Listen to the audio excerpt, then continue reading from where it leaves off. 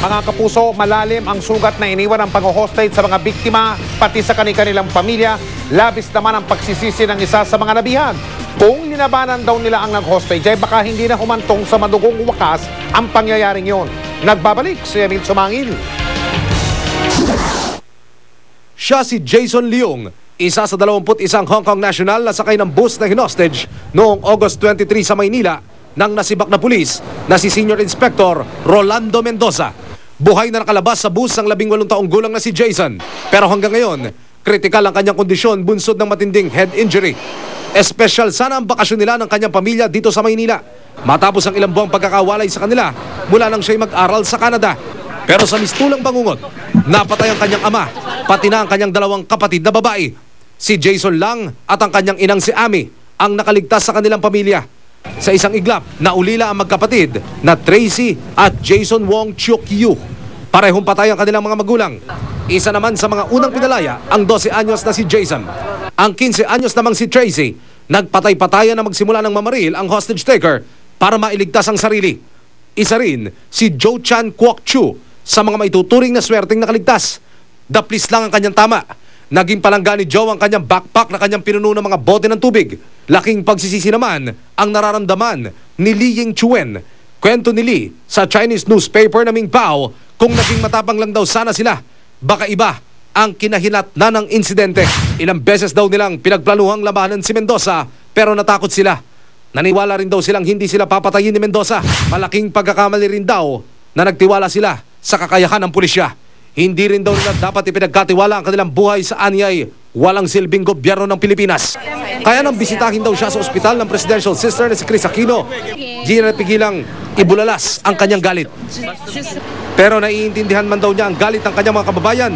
Hindi raw dapat idamay ang mga ordinaryong Pilipino. Buhay ang mag-iina ni Fu Chuk Yan, nakabilang sa siyam na pinalaya ni Mendoza. Pero si Fu na isang nurse, hindi pinalad na makaligtas sa madugong hostage-taking. Sugatan pero nakaligtas sa mag-inang Lo Kam Fun at Li Yingchuen. Gayun din ang mag-asawang Yik Siu Ling at Joe Chan Kwok Chu. Sa kabuuan, 8 Hong Kong national na nasawi, kabilang ang tour guide na si Masa Che Ting Chun. Patay din ang hostage taker habang dala ng siyam na pinalaya at ng driver na nakatakas. Ang alaala ng malabangungot na karanasan sa loob ng hinostage na bus. Emil Sumangil, nakatutok, 24 oras. Umaasa ang ating gobyerno na sa kabila ng madugong hostage-taking, mananumbalik pa rin ang dating relasyon ng Pilipinas at China. Pero ayon sa mga kinatawan ng China, mangyayari lang ito kung magiging kapani-paniwala ang resulta ng investigasyon sa hostage-taking. Nakatutok si Mark Salazar. Pinakaangkop na lugar na marahil ang Quirino Grandstand para paghilumin ang nasugatang relasyon ng Pilipinas at China sa lugar kung saan itinanghal ang karahasan ni dating Senior Inspector Rolando Mendoza na siyang mitsa. Sa pansamantalang dambana, sabay nag-alay ng bulaklak ang mga opisyal ng Pilipinas at ng Chinese Embassy. Iisa rin ang panalangin ng mga Katoliko at Buddhist, kapatawaran at pag-uunawa sa gitna ng hinagpis at paghihiganti. This is a moment where the Philippine people and the Chinese people share the sorrow, the sadness, and the pain. So I'm sure there's one thing that we also share, which is more important, that is the friendship between our two peoples. Kahit ang ulan, hindi napigilan ang iisang adhikain sa araw na ito. Para sa mga monghe, ang ulan ang pabulong na tugon sa kanila na mga namatay sa hostage drama. That is a sign that those who have deceased, our prayer, they have received it. Ngunit manipis pa rin ang hibla ng relasyon na mapapatibay lamang daw ng isang katanggap-tanggap na resulta ng ating investigasyon. Isa sa malaking kondisyong hinihingi ng China sa ating pakikipag-ayos. I hope for a thorough, accurate, and credible investigation, and I hope that will also bring peace to the people who demised. And also, I think a further and thorough investigation will get us better prepared for future similar incidents where we can do things better. Ang resulta ng investigasyon ang hinihintay nating ticket para tanggapin ng Beijing ang ating high-level delegation. We have a mutual agreement that as soon as the report is available, then we will discuss it with the ambassador. Kanina nagkaroon pa ng pagkakataong magpakita ng mainit na samahan sa harap ng kamera sina Ambassador Jan Chao at Foreign Affairs Secretary Alberto Romulo. We both agree we place the highest importance to our relationship. Thank you, and we're happy with the permission of the Philippine government to Hong Kong police to have the joint investigation. Nagbaka sakali na rin si Secretary Romulo na ihingi ng tulong sa China ang hinihiling nating pagbawi ng Hong Kong sa kanilang travel ban laban sa Pilipinas. I'm sure that when things quiet down, tourism from Hong Kong and mainland China will resume because this is a beautiful country. Mark Salazar, Nakatutok, 24 Oras. Handang tumulong ang ilang alagad ng simbahan para mabilis na mapabuti na ulit ang umasim na ugnayan ng Pilipinas at China. Ito ay sa pamamagitan ng tinatawag na Interfaith Dialogue. Nakatutok si Tina Panganiban Perez. Isang interfaith dialogue ang isinusulong ni Cagayan de Oro Archbishop Antonio Ledesma para mas mabilis na maghilom ang mga sugat dulot ng hostage-taking sa Quirino Grandstand. Ngayon pa lang nais nang ipaabot ng mga obispo sa bansa ang kanilang lungkot at pakikiramay sa mga biktima at kanilang mga kaanak. As religious leaders with our Buddhist counterparts, we would be glad to first discuss with them and pray with them with regard to what happened.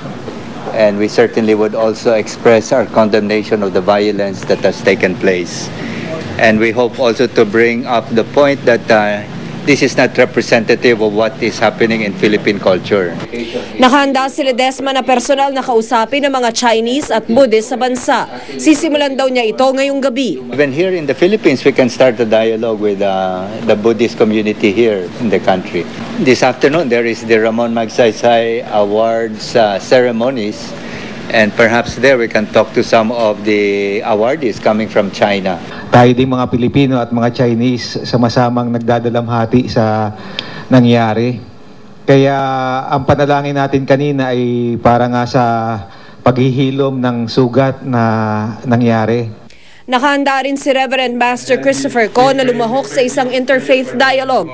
Kasabay ng pag-uusap ang sabay-sabay raw na pagdarasal. Is that a good move, talking? Yes, it's also like that one, which we also do some chanting and prayer for the victims. Because on the Buddhist, we believe about the law of the karma. Sa harap namin, ipinagdasal ni Ko ang mga kaluluwa ng mga nasawi sa hostage-taking para mabilis daw silang makarating sa langit. Ang templo ni Ko patuloy na maaaring magsama-sama ang mga taong may iba't ibang relihiyon. Makikita rin kasi dito ang mga santo ng ibang relihiyon. May imahe pa ng mahal na Poong Nazareno at holy water ng mga Katoliko. Tina Panganiban Perez, Nakatutok, 24 Oras. Sa gitna ng pagsisikap na maisaayos ang relasyon ng China at Pilipinas, isa na namang Pinay domestic helper sa Hong Kong ang sinisante ng kanyang amo. Nababawasan na rin daw ang mga Pinoy na gusto magtrabaho sa Hong Kong. Nakatutok si Julio Segovia. Sa impormasyon ng Labor Department, isang Pinay domestic helper sa Hong Kong ang tinanggal ng kanyang amo. Di raw kasi komportable ang amo na may Pilipino sa bahay nila. Pero ang Pinay domestic helper ayon sa Department of Labor ay nahanapan na ng ibang employer. Ito na ang ikalawang kaso ng overseas Filipino worker na sinisante sa Hong Kong sa trabaho matapos ang madugong hostage crisis sa Luneta noong August 23. Nitong Sabado, isang 28 anyos na DH sa Hong Kong ang sinibak sa trabaho, bunsod ng marahas na hostage taking. Sa sariling tala naman ng Philippine Consulate sa Hong Kong, may 3 ng DH ang tinanggal sa trabaho. Pero sa kabila ng mga insidenteng ito, giit ng Labor Department, walang dahilan para mangamba ang mga OFW sa Hong Kong. Hindi ako nag-expect ng any major backlash because one reason is 30 years na yung pagminilbihan ng ating mga katulong sa employer sa Hong Kong. I don't think it will worsen, but if there will be few cases the way we are receiving the report, then we are ready to extend the necessary assistance. Sakaling masisante ang isang OFW sa Hong Kong, desisyon daw nito kung ano ang pipiliin niya. Pwede raw hanapan ng dole ng ibang employer sa Hong Kong o di kaya na may pauwi sa Pilipinas at bigyan ng ibang mapagkakakitaan. Sa ngayon, wala pa naman doon natatanggap ang dole na kaso ng pagmamaltrato o pang-aabuso sa mga OFW sa Hong Kong. Pero ngayong mainit pa ang sitwasyon, may payo ang dole sa mga OFW sa Hong Kong. Patuloy pa rin irespeto yung national grief na nararamdaman ng buong gobyerno ng Hong Kong at lalo na doon sa mga affected na mga pamilya, doblehin pa ang mas maayos na serbisyo doon sa mga employer nila. Inabisuhan din ng DOLE ang mga OFW na regular na makipag-ugnayan sa labor office sa konsulado roon. Kahit pa pinapawi ng gobyerno ang pangamba ng mga OFW, kapansin-pansing nabawasan ang mga nagbabalak na magtrabaho sa Hong Kong. Sa isang recruitment agency sa Maynila, wala ni isang aplikante ngayong araw. Ang iba namang may pending application sa Hong Kong, nagpapalipat na sa ibang bansa. Maraming applicant talaga yung natakot. Na actually yung iba, ang application is for DH Hong Kong, nagpapatransfer na lang sila ng application na for Taiwan. Malaki raw ang epekto nito sa Society of Hong Kong, Accredited Recruiters of the Philippines o SHARP, ang samahan ng mga recruitment agency. Ang business namin syempre bababa din.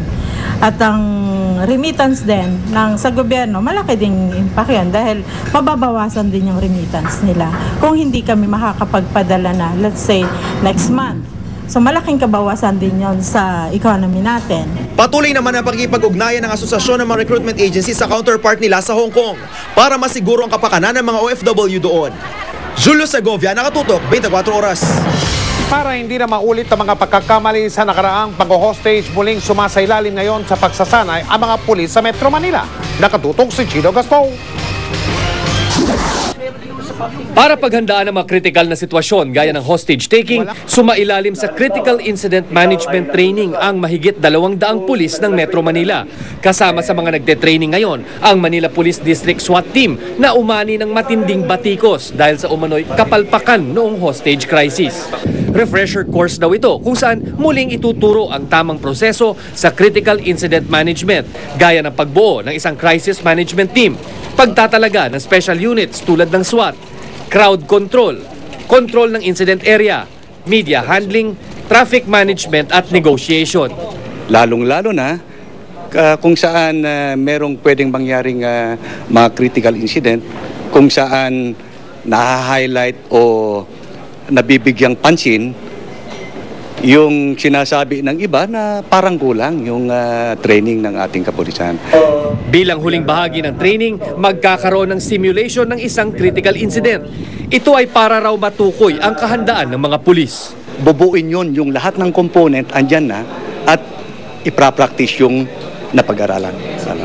Panonoorin at pag-aaralan din ng mga pulis ang video ng hostage taking para raw mahimay ang iba't ibang aspeto ng police operations. Bahagi na raw ng pagsasanay ng mga pulis ang paano tumugon sa mga kritikal na sitwasyon gaya ng isang hostage taking. Kailangan raw paulit-ulit ang pagsasanay dito para hindi makalimot ang ating mga pulis ng kanilang pinag-aralan kapag dumating na ang aktual na sitwasyon. Chino Gaston, Nakatutok, 24 Oras.